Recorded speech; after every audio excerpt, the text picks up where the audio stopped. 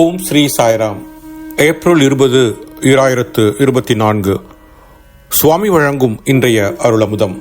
இன்று மனிதன் கோபம், வெறுப்பு மற்றும் பொறாமை என்னும் 3 தீய குணங்களால் ஆட்கொள்ளப்பட்டுள்ளான்.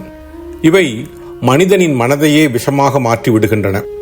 அதனால் மனிதனின் ஒவ்வொரு செயலும் விஷத்தன்மை கொண்டதாகி விடுகிறது. அவன் பேசும் ஒவ்வொரு வார்த்தையும் விஷம். மேலும் மனதின் தூண்டுதலால் செய்யப்படும் அனைத்து செயல்களும் கரை படிந்தவையே. அதுபோன்றே அனைத்து புலன்களின் செயல்பாடுகளும் மனதை போன்றே மாசுபட்டவையே. இந்த தீய எண்ணங்களையும் செயல்களையும் நல்லெண்ணவாக மாற்ற எல்லா எண்ணங்களிலும் செயல்களிலும் அன்பை புகுத்துவது அவசியம். மனம் அன்பினால் நிரம்பினால் எல்லா செயல்களும் அன்பினால் மூழ்கிவிடும். இன்று மனிதன் அன்பு என்றால் என்ன என்பதை முற்றிலும் அறியாமல் இருக்கிறான்.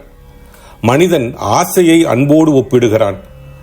தான் வேண்டி ஏங்கும் அனைத்துமே அன்பினால் தூண்டப்பட்டதாக அவன் கற்பனை செய்து கொள்கிறான். அது உண்மையான பிரேமை அல்ல. பிரேமை ஆசையிலிருந்து முற்றிலும் விடுபட்டது, தன்னலமற்றது, எதையும் எதிர்பார்க்காதது. அது அனைத்தையும் உள்ளடக்கியது. அது நண்பன், பகைவன் என்று வேறுபடுத்தாது.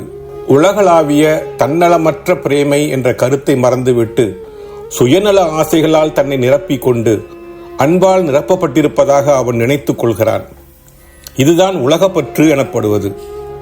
அது உள்ளுரையும் ஆன்மாவிலிருந்து பாயும் அன்பிலிருந்து முற்றிலும் வேறுபட்டது.